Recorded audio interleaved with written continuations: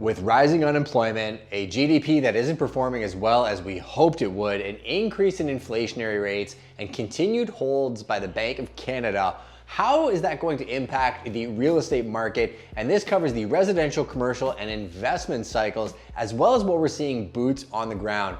In this Canadian real estate market update, we're going to discuss these topics, what we are seeing from a sentiment perspective, forecast what we see for the rest of 2024, and more than anything, look for some feedback from you so we can provide you the information you want. If it's your first time to the channel, welcome. I'm your host, Justin Konikow, along with my incredible wife. We own a company called Prime Real Estate. We do a ton of real estate in the southwestern corner of Ontario, and we do focused diversification, so we cover all asset classes. We also have a global network of agents to see what's happening south of the border and all over the world, so we can bring back the information and tell you how it impacts the Canadian real estate market. So the Bank of Canada held rates again in April, and I think this was expected from quite a few people. We saw a surge in sentiment January to February, an increase in home sales, definitely a different type of attitude as people had thought that potentially the Bank of Canada will be lowering rates earlier, even come spring. If you check the tape on these updates, I've been saying since last year, maybe June at the earliest, but I wouldn't even bank on that. Conservatively, I still think we have some issues that we're dealing with where the Bank of Canada wants to see a cooling of inflation before they consider rate cuts.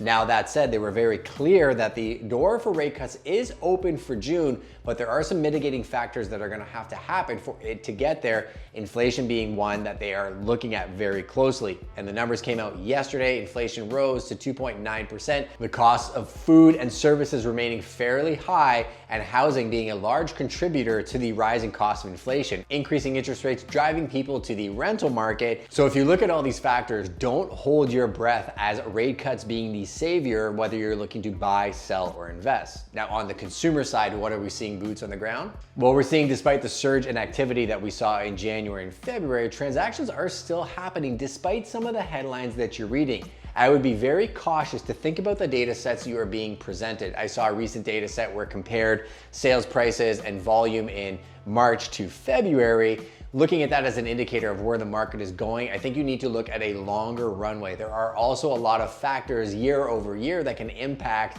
how much activity is happening. Here's one that's very simple. As you think of the nice weather that we had in February, people actually do tend to come out of hiding. They get excited. They got through the holidays. They're optimistic about rate cuts in April and May. That is likely one of the reasons that we saw so much activity in those months. What happened in March? We got hammered with snowstorms. The weather was not great. They held rates, and then they held rates again in April. That seemed to drag things out a little bit in lower sentiment. At the same time, sellers tend to be getting a lot more realistic about their price points. Previously, they may price 10, 20, 30% over market value, or real estate agents are buying their listing by telling them whatever price they want to hear just to get a sign on their lawn.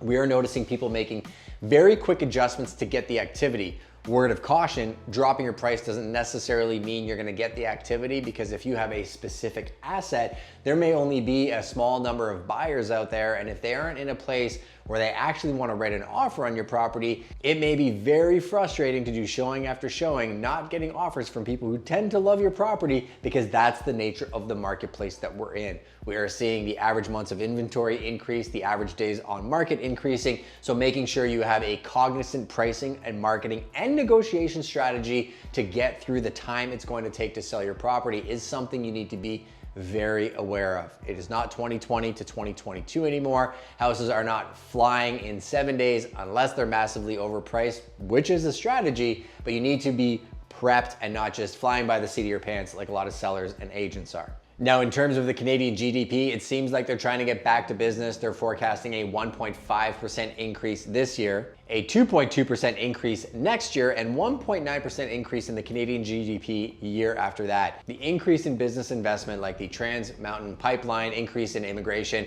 and trying to encourage investment in the country is one of the reasons why they think the GDP will grow to those numbers. And also, they are projecting that Canadian exports are going to increase, fueled by higher demand from the United States. I do think there's a very interesting contrast when you go stateside versus Canada. We just spent 3 weeks going through Florida, we were in Georgia, we were in Tennessee, and as we were going through these areas, talking to some of our partners, a lot of Canadian companies have actually set up shop in the Florida area because it feels like they are open for business. There tends to be a lot of business investment, innovation, as well as consumption from the American side of things.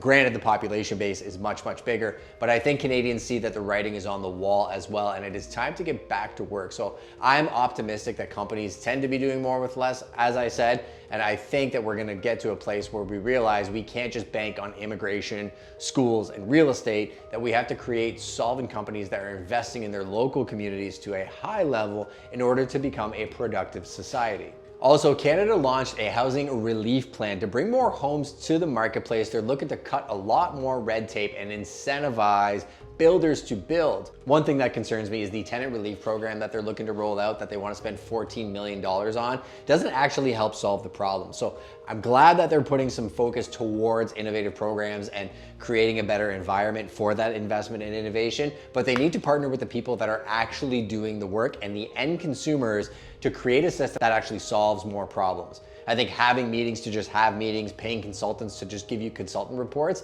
doesn't really accomplish a whole lot, as it's proven in the past. I think the right way to move forward is to talk to the people that are in the industries, the end consumers, find the problems that they have and create solutions or partnerships to solve those problems. Canada also recently announced 30-year amortization mortgages. Now it's very specific. It's first-time home buyers on new construction homes.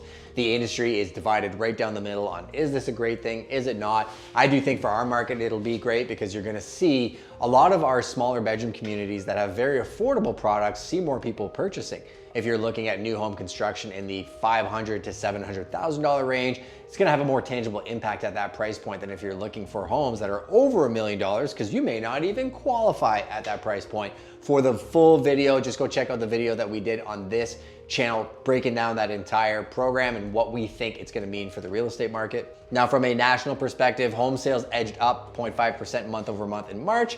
The actual not seasonally adjusted monthly activity came in at 1.7% in March 2023. The number of newly listed properties declined 1.6 month over month, and the HPI index dipped 0.3 month over month, but was up 0.7 year over year. This goes to what I said earlier. If I'm comparing month to month or I'm looking data set to data set, I can find whatever I want. Year over year, you are seeing an increase in pricing, but it really depends on what you are buying or selling and where you're buying or selling it. And I'm talking residential, commercial, or investment. And the actual not seasonally adjusted national average price was up, posted 2% year over year increases in March. Now, talking about getting minute with the data, one thing you need to do is make sure that you are on our Prime Insiders newsletter. We actually have stats for some of the different areas that we cover. If you want specific statistics, we are your real estate concierge service. People that are on that newsletter get the ability to connect with our team one-on-one if you want insights into your specific area. And I told you we work from a global perspective.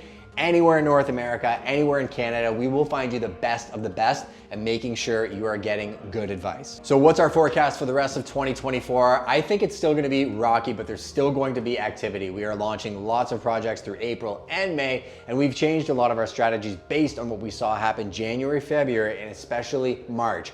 Historically, there is a drop off in June, and if you want to get your property sold, you would typically want to get it done before that. But I think you can hear all the laughter and everything in the background, the activity and the energy in the marketplace is definitely a different feel than it was in 2023.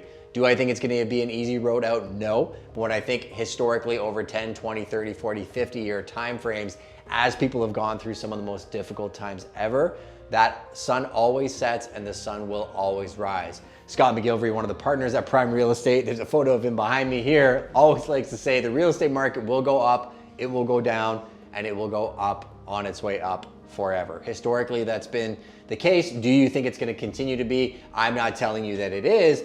I'm happy to give you consultation on a one-to-one basis and tell you what I think, where the risks are, and help you protect yourself from the downsides. But more than anything, we built this for the community. So jump in the comments, let me know what you think. If there's something I didn't cover, something you disagreed with, I want to hear it. Thanks again for joining us on this monthly market update. To make sure you don't miss any future ones, hit that subscribe and that notification button, and I'll see you on the next one.